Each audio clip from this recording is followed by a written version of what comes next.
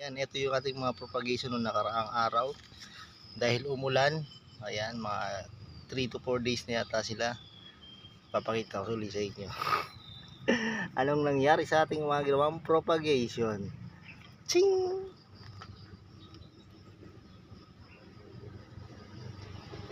Ayan. Ibig sabihin, dahil umulan, may chance ang maka-survive ang marami dito. Pero marami namang buhay. Ayan. Blessing ang blessing. Ayan. Oh, kita nyo guys, ganyan lang ang pagpo-propagate.